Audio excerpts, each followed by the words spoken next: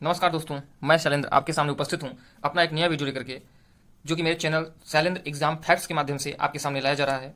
आपको पता होगा कि आज मैं अपने वीडियो में, जैसा कि पिछले वीडियो में देता आया हूं आपको तमाम चीज़ें, जैसे कि कल मैंने आपको दिया था WHO वर्ल्ड हेल्थ ऑर्गेनाइजेशन क्या होता है। आज के परिप्रेक्ष्य में ऐसे चीज़ें बहुत इंपॉर्टेंट है। इसी तरह मैं एक फुटकर आप कह सकते हैं टॉपिक में अपने वीडियो डाल रहा हूँ आपके सामने।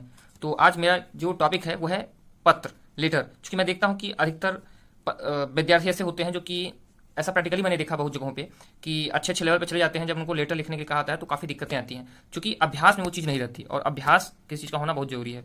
तो इस वीडियो के माध्यम से अगर कोई मेरा 10-5 मिनट का वीडियो देख लेता है तो उसका एक पोर्शन पूरा क्लियर हो जाएगा। तो चलिए हम शुरुआत करते हैं बहुत टाइम ना वेस्ट करते हुए। तो देखते हैं पत्र होता क्या है।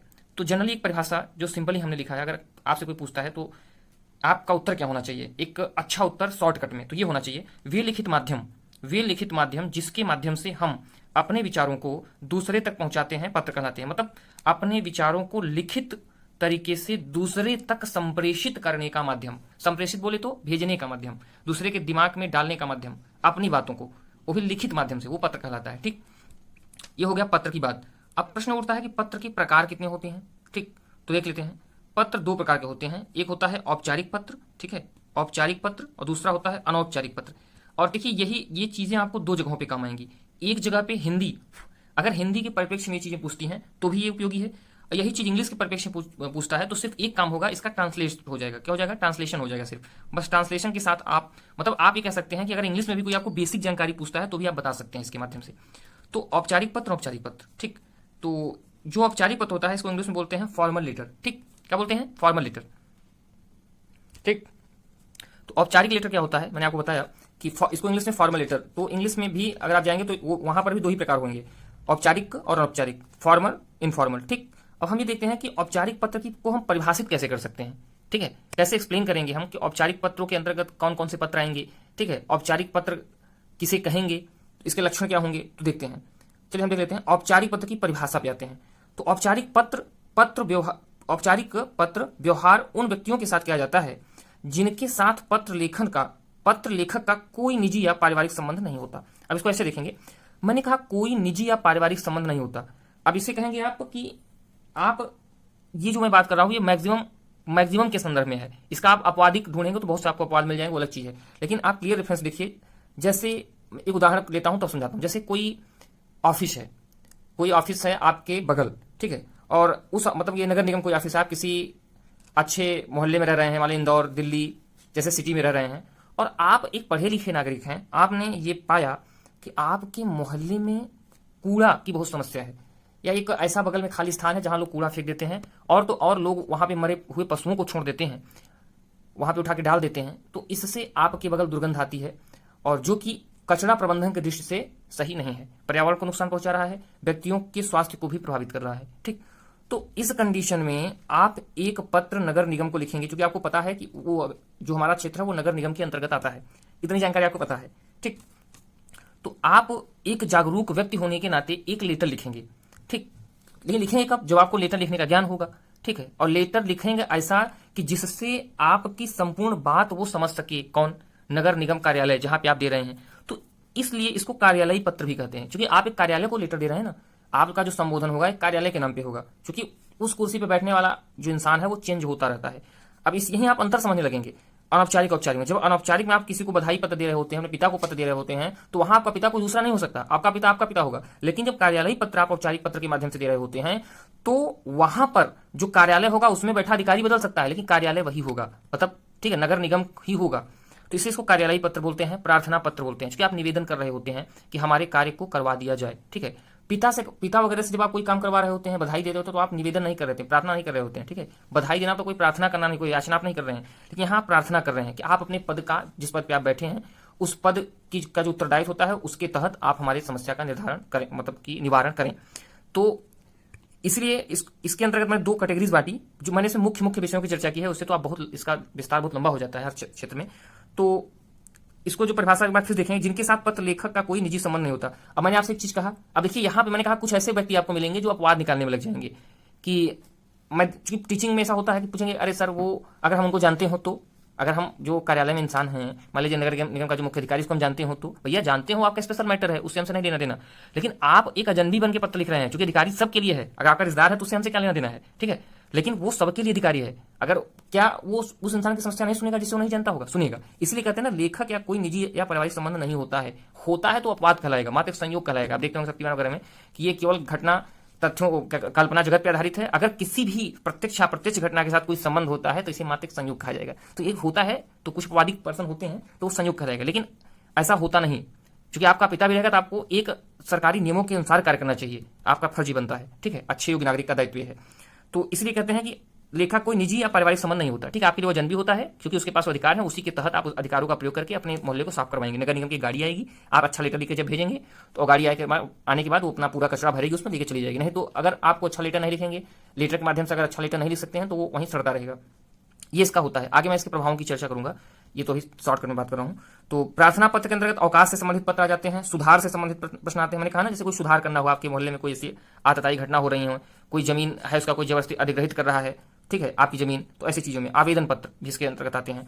और दूसरा होता है कार्यालय पर सरकारी अधिकारी और डिफरेंट विभागों को, जैसे ट्रेजरी विभाग हुआ, शिक्षा विभाग हुआ, मैं तमाम कुछ विभागों को चर्चा कर दे रहा हूँ। शिक्षा विभाग, ट्रेजरी विभाग, ठीक है, ऐसे तमाम विभाग हैं सरकारी विभाग, जहां आप अगर लेटर लिखते हैं तो आप सीधा लिखते हैं। डाक विभाग हुआ, अगर आप प्रमुख जो होता है ना डाक, एक जो मंडल का होता है, तो पोस्टमास्टर जनरल, ठीक है, पोस्टमास्टर जनरल को आप लिख रहे हैं, सेवा में पोस्टमास्टर जनरल। मेरा एक लेटर मैंने यहाँ से डाला था और वो संप्रेषित नहीं हो पाया, मान लिया आपको लेटर गुम हो गया है, कृपया इसको, ये आपने लेटर का जो होता है आपके क्या कहते हैं उसको, जिसके माध्यम से स्पीड पोस्ट करते हैं, उसमें एक नंबर होता है, तो उस नंबर को आप देखें, ये नंबर मेरा था, चूंकि कटिंग आपके पास होगी और मेरा पहुंच नहीं पाया है, तो आप कृपया इसमें कार्रवाई करें। इस तरह के लेटर। चलिए, उम्मीद है कि आपको औपचारिक पत्र समझ में आ गया होगा। हम अनौपचारिक की बात करते हैं, इनफॉर्मल लेटर। इस प्रकार के पत्र लिखने वाले, जस्ट इसका थोड़ा उल्टा हो जाएगा, जो हमने नहीं किया। देखिए, ऊपर हमने चर्चा की कि निजी या पारिवारिक संबंध नहीं होता, यहाँ होता है, जिस यही उल्टा हो जाता है, ठीक है। औपचारिक पत्र व्यवहार उन व्यक्तियों के साथ होता है जिनका अनौपचारिक पत्र व्यवहार, जहां निजी और पारिवारिक संबंध होता है। अब देखिए, इस प्रकार के पत्र लिखने वाले और पत्र को प्राप्त करने वाले के बीच मधुर संबंध होते हैं। जैसे आपने पिता को लिखेंगे, बुआ के लड़के को लिखेंगे, ठीक है, आपकी बहन की शादी है उसके लिए आप बधाई दे रहे हैं, ठीक है, किसी मित्र की बहन की शादी है उसके लिए आप बधाई दे रहे हैं कि यार बहुत खुशी हुई तुम्हारी बहन की शादी है, ठीक है। तो ये सब चीजें आ जाती हैं किसके अंतर्गत? अनौपचारिक के अंतर्गत, ठीक है। अच्छा, आगे हम देखेंगे कि इसके प्रकार क्या हो सकते हैं। सब ऊपर मैंने आपको बताया ना, इसको जैसे प्रार्थना पत्र में अवकाश, सुधार, आवेदन, इसका कई प्रकार हो जाएंगे, ठीक है, 10 प्रकार से चले जाएंगे। अब हम आते हैं इस पे अनौपचारिक पे। तो ये हो जाएगा बधाई पत्र, एक शुभकामना पत्र हो सकता है, निमंत्रण पत्र हो सकता है, सांत्वना पत्र हो सकता है, शोक पत्र हो सकता है। तो डिफरेंट टाइप के पत्र हो सकते हैं, ठीक है। और अब एक चीज और ध्यान रखेंगे, संबंध के आधार पर, मैंने बहुत शॉर्टकट लिखा है, मैं देखा इसका काफी विस्तार था, तो मैंने लिखा संबंध के आधार पर भाषा शैली निर्धारित की जाती है। अब बधाई पत्र आप अपने अगर मित्र के सिस्टर की शादी के लिए बधाई दे रहे हैं तो उसकी भाषा अलग होगी। पिता को लिखेंगे तो उसमें थोड़ा सा सम्मान का लहजा होगा, उसकी भाषा शैली अलग होगी। निमंत्रण दे रहे हैं तो उसकी सामाजिक भाषा होगी, आपने पढ़ा होगा, डिफरेंट, परिष्कृत, परिमार्जित, ठीक, मुहावरेदार। सांत्वना पत्र किसी को लिख रहे हैं तो आपको ढांढस बधाने वाली शब्दों का यूज होना चाहिए, ठीक है, जो ऐसे कुछ चीजें आप उसमें डालेंगे, कुछ दोहे एक उदाहरण के रूप में देंगे। चलिए आगे देखते हैं। चलिए, अब हम पत्रों की विशेषताएं देखते हैं। ये दोनों पत्रों की विशेषताएं, ऐसा नहीं कि आपके अनौपचारिक पत्रों की विशेषताओं के साथ लिखेंगे, पिता को पत्र लिख रहे हैं या दोस्त को तो उसमें मजाक वाला लहजा लिखेंगे, ऐसा नहीं चलेगा, ठीक है। हमेशा शिष्टाचार की भाषा ही यूज करेंगे आप। अभी आपकी मर्जी है आप क्या करते हैं, लेकिन आदत अच्छी बना के चलेंगे तभी काम आएगी। चलिए, संक्षिप्तता दोनों प्रकार के पत्रों में होनी चाहिए। ये नहीं कि आप 4 पन्ने का लेटर लिख दिए, ऐसा कभी नहीं चलेगा, ठीक है। संक्षिप्तता होना चाहिए और कुछ ऐसे अच्छे शब्द आप डालिए, जैसे कि कोई आप लिख रहे हैं कि मान लीजिए आप लिख रहे हैं कि कोई भी ऐसे जो एक लाइन का शब्द जिसको कहते हैं सामासिक पद, कोई आपको आ रहा हो, ठीक है, तो आप सामासिक पद का यूज करेंगे। जिस सामासिक पद की क्वालिटी होती है कि आप एक ही शब्द में एक बड़े से लाइन को समेट सकते हैं, है ना, इसको कहते हैं संक्षिप्तता। क्योंकि संक्षिप्त भाषा में सार्वगर्भिक बात कह देंगे तो जल्दी समझेगा अधिकारी, उबेगा नहीं, ठीक, नहीं तो आपके लेटर को फाड़ के फेंक भी सकता है, क्योंकि एक पेज में रहेगा, शॉर्टकट में सारी समस्या आप रख देंगे, अच्छी बात है। मैक्सिमम 2 में जा सकता है, वो अलग बात है, क्योंकि जो आप ये पत्र होते हैं अनौपचारिक, ये 2 में जा सकते हैं। संतुलित भाषा का प्रयोग करेंगे। संतुलित का मतलब क्या है? लिमिटेड, ठीक है, लिमिटेड होना चाहिए और भाषा में उग्रता नहीं होना चाहिए, भाषा क्लियर स्पष्ट होना चाहिए। भाषा जिस लेवल पे आप लिख रहे हैं उस लेवल की होनी चाहिए। पिता को लिख रहे हैं तो उस लेवल का होना चाहिए, अगर किसी अधिकारी को लिख रहे हैं आप तो उस स्तर का होना चाहिए, ठीक है। आप आगे देखेंगे, तारतम्यता देखेंगे। तारतम्यता,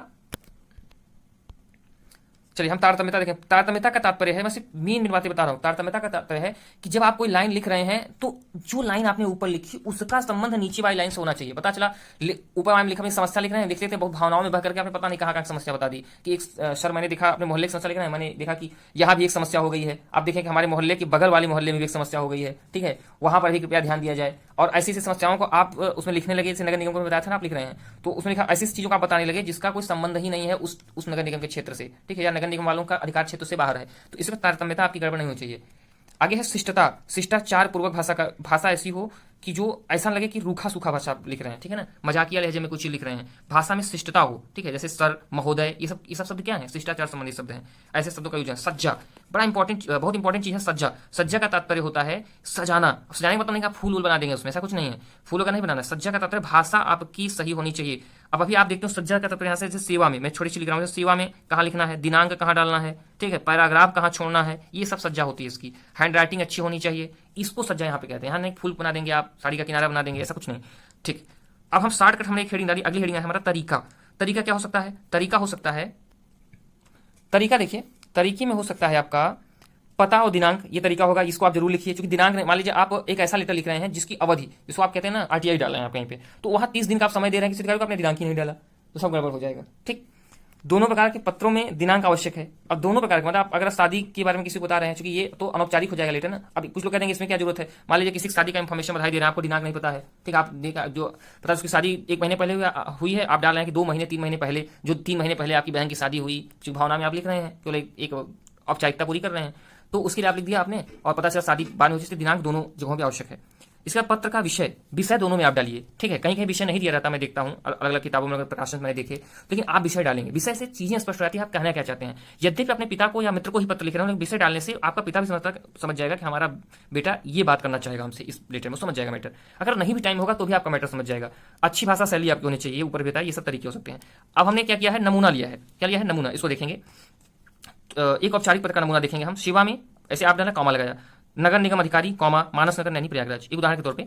तो कहने का पहली लाइन में सेवा में, ये पहली लाइन में हो गई, ठीक है, पहला लाइन, और उसके बाद नगर निगम अधिकारी दूसरी लाइन, ठीक है। एक नॉर्मल पत्र की कंडीशन बता रहा हूं मैं। तीसरी लाइन में अपना जो है मोहल्ले का नाम और जिले का नाम, इत्यादि इत्यादि वगैरह वगैरह, ठीक है। आगे देखेंगे। फिर नेक्स्ट में आप देखेंगे विषय, आप अगले लाइन में आप विषय डालेंगे, फिर विषय के बाद एक लाइन छोड़ के नीचे महोदय लिख के कॉमा लगा देंगे, फिर उसके आगे कुछ नहीं लिखेंगे, फिर नीचे वाली लाइन से अपना पूरा मैटर लिखेंगे। ये मैं औपचारिक की बात कर रहा हूँ, बार बोल दे रहा हूँ।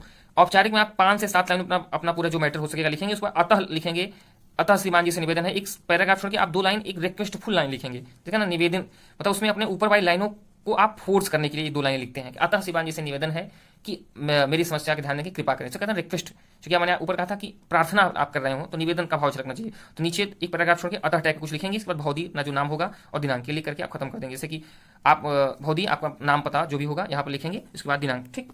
तो ये आपका इस प्रकार से औपचारिक लेटर खत्म होता है। उसके बाद हम एक अनौपचारिक लेटर का नमूना लेंगे यहाँ पे, आप देखिएगा, अनौपचारिक लेटर का नमूना देखेंगे, ठीक। चलिए अब हम औपचारिक लेटर के नमूने की बात करेंगे। जैसे कि मान लीजिए आप किसी अपने मित्र की सफलता, आपके मित्र ने गोल्ड मेडल पाया हुआ है किसी अच्छी यूनिवर्सिटी से, और आप उसकी सफलता के विषय में चर्चा करना चाहते हैं, तो आप उसको एक बधाई लेटर देना चाहते हैं, ठीक है। देखिए कैसे देंगे आप लिखेंगे कोई भी 28B मानस नगर नैनी, यहाँ आपने जिले का नाम लिख दिया, यहाँ मोहल्ले का नाम, फिर जिले का नाम, ठीक है। उस यहाँ मोहल्ले का नाम लिखेंगे, उसके बाद पहले में आप जो पता होगा मकान का नंबर, फिर उस मोहल्ले का नाम, फिर जिले का नाम और प्रदेश का नाम, फिर पिन कोड होगा तो लिख देंगे, और तत्पश्चात आप दिनांक लिख देंगे। मैंने कहा था दिनांक थोड़ा सा आवश्यक है। फिर विषय लिखेंगे आप, इसमें आपको बहुत ज़्यादा ध्यान, बहुत कंसंट्रेट करने की आवश्यकता नहीं, कुछ बेसिक चीज़ अगर आप जान गए, बहुत कठिन नहीं होता, तो आप लिख लेंगे। इसके बाद आप विषय लिखेंगे, फिर लिखेंगे प्रिय मित्र श्याम। अगर आप पिता को लिख रहे हैं तो लिखेंगे कि सम्माननीय पिताजी या पूजनीय पिताजी।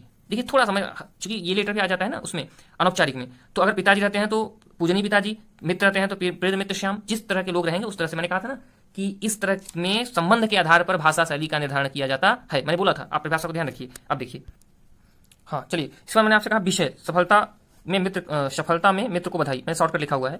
किसी मित्र को आप और अच्छा विषय लिख सकते हैं, मैक्सिमम जितना, मैंने कहा ना भाषा शैली का बहुत असर पड़ता है। आपकी भाषा शैली इतना अगर प्रबल है, बहुत अच्छी है, तो 100% प्रभाव डालती है। क्योंकि मैंने तमाम ऐसे उदाहरण समाज में देखे भी हैं कि लोगों ने लेटर के सिर्फ ताकत से अच्छे अच्छे केसों को जीता है, क्योंकि लेटर इतना दमदार था कि अधिकारी का दिमाग बरबस आकर्षित हो जाता है। आगे देखते हैं। मैंने बताया कि पिता को बता दिया, मैंने मित्र को बताया। चलिए आगे देखते हैं। मुझे ज्ञात हुआ, अब इसके बाद आप 8-10 लाइन 20 लाइन जो भी आप, चूंकि थोड़ा लंबा होता है, अपना पूरा मैटर लिखेंगे, फिर पैरा चेंज करके एक शॉर्ट बात लिखेंगे। अतः आपसे निवेदन है कि ये वो जो आप लिखना चाहें कि आप, अतः आपसे मैं आपकी सफलता से बहुत प्रसन्न हूं और आशा करता हूं कि भविष्य में भी आप इसी तरह की सफलताएं प्राप्त करते हैं। ये चूंकि 2 लाइन एक एक्स्ट्रा एप्रिसिएशन में इस तरह की कहीं भी होता है जो शॉर्टकट होती है, ऊपर वाली चीज़ों को स्टार दिखाने के लिए आप लिखते हैं। फिर तुम्हारा प्रिय मित्र XYZ जो भी आपका नाम है, नाम पता आप लिख देंगे, ठीक। तो एक सिस्टम इसका हो गया। चलिए हम आगे देखते हैं। चलिए आज का हम देख रहे होंगे, आपको एक और एक्स्ट्रा चीज़ में बता दे रहा हूँ, क्योंकि मैं जब चर्चा कर ही रहा हूँ तो पूरा 100% से बताऊंगा मैं आज। एक नया तरीका चला है लेटर में, इसको कहते हैं अर्ध औपचारिक लेटर, ठीक है। इसको आप कहते हैं अर्ध औपचारिक लेटर, सेमी फॉर्मल लेटर कहेंगे आप, ठीक है। तो ये सेमी फॉर्मल सिस्टम चला है, ये इसलिए चला है, आपको पता होगा कि आज के टेक्नोलॉजी का युग है, तो अब ये पत्रों का सिस्टम बहुत कम होता जा रहा है, ये बात तो सबको पता ही है ना। इसलिए अब एक ऐसा सिस्टम डेवलप किया गया है, मान लो किसी को बहुत ज़्यादा लेटर लिखना नहीं आता, बहुत अच्छे वो फॉर्मेट उसको नहीं पता है, सेवा में इत्यादि, ठीक है, या ना फॉर्मल इनफॉर्मल कैसे लिखते हैं, तो एक सिस्टम विकसित किया गया है आजकल धड़ल्ले से यूज हो रहा है, अर्ध औपचारिक इसे कहते हैं, सेमी फॉर्मल। तो इसमें मेल तमाम प्रकार की इसी के जरिए की जा रही है, इसी भाषा में। इसमें क्या होता है कि जो आपका मैटर होता है, जैसे कि मैंने बताया था ना, बीच में जो मैटर होता है वो आप अपने हिसाब से लिख सकते हैं, अपने हिसाब से घुमा फिरा के आप जैसे चाहे जैसे लिखिए। बस थोड़ा सा ऊपर वाली एक आध दो लाइनों का आप फॉर्मल इनफॉर्मल की कोई भी लाइनें ले सकते हैं, बस उस सिवा में, या तो सिवा में जो आप लिख रहे हैं या अपने पिता को किसी को लिख रहे हैं तो वही कुछ ऐसे शब्द, और नीचे आप भौदी या रिगार्ड हल्की सी जानकारी दे दीजिए, काम खत्म। तो जैसे कि आज का हर चीज इलेक्ट्रॉनिक हो गया है, ठीक है, ईमेल जीमेल के माध्यम से काम होने लगा है, तो इन सिस्टमों में आजकल इसी फॉर्मेट का यूज किया जा रहा है। इसको कहते हैं अर्धौपचारिक लेटर। मतलब कुछ सामान्य बातें दोनों का अगर आपको आ रहा है, सेवा में श्रीमान या प्यारे पूज्य प्यारे पिताजी, अपना पूरा मैटर लिखा, नीचे आपने लिख दिया कि आपका प्रियपुत्र, बस काम खत्म, दिनांक डाल दिया, हो गया। तो इस सिस्टम को बोलते हैं अर्धौपचारिक। मतलब दोनों की कुछ कॉमन बातें अगर आपको पता है, उनको मिला करके आप मेल कर अपने चीजों को अपनी जानकारी के अनुसार जो आपको सिस्टम आता है, बस सिस्टमेटिक तरीके से अगर आप कर देते हैं तो ये कहलाता है सेमी अर्ध औपचारिक से कहते हैं ना। चलिए अब थोड़ा सा और जान लेंगे इसके बारे में। ये मेल का ही एक लेटेस्ट वर्जन है, ठीक है, और आप इसको कह सकते हैं अत्याधुनिक सिस्टम है ये। इसमें आपकी अपनी एक आईडी होगी, जैसे आपकी कभी आप भेजे होंगे तो देखते होंगे, आपकी अपनी एक आईडी होगी जिसके थ्रू आप क्या करेंगे, जैसे आप 10 लोगों को लेटर भेजना चाहते हैं तो आप एक सीसी के माध्यम से, आपको पता होगा ना, 10 लोगों को आप भेजेंगे तो उस आईडी के माध्यम से आप 10 सीसी कर देंगे 10 लोगों को, तो 10 लोगों का लेटर पहुंच जाएगा, ठीक है। बस इसमें एक छोटी सी चीज होती है, सब्जेक्ट होता आपको लिखना पड़ता है, और एक बॉडी होगी। बॉडी का तात्पर्य है जो मैटर आपका होता है, ठीक है, मैटर जो आप जानकारी इसमें लिखते हैं, जिस संबंध में जो बातें आप लिखते हैं। तो आपको ये जान के आप इसमें जानते होंगे कि जो बॉडी होती है ये फॉर्मल इनफॉर्मल दोनों की बॉडी इसमें यूज कर सकते हैं आप, मतलब ये आप इसको कितना भी चाहे तो विस्तार दे सकते हैं, ठीक है। ये हैं इसके प्रमुख लक्षण, किसके, अर्ध औपचारिक लेटर के, ठीक। तो उम्मीद करता हूं कि आज मैंने आपको जो मतलब औपचारिक लेटर, अनौपचारिक लेटर, फॉर्मल, इनफॉर्मल और सेमी फॉर्मल, ये जितने 3 चीजें मैंने आपको बताई, ये आपको पूरी तरह समझ में आई होंगी। इसी तरह के वीडियोस, ठीक है, कुछ इंपॉर्टेंट चीज, लेटर, निबंध लिखने के तरीके, इससे संबंधित अगर वीडियो आप चाहते हैं तो मेरे चैनल शैलेंद्र एग्जाम फैक्ट्स को आप लाइक सब्सक्राइब कर सकते हैं। आपके अगर सुझाव से संबंधित कुछ हैं तो आप कमेंट बॉक्स में उसको दे सकते हैं, ठीक। धन्यवाद।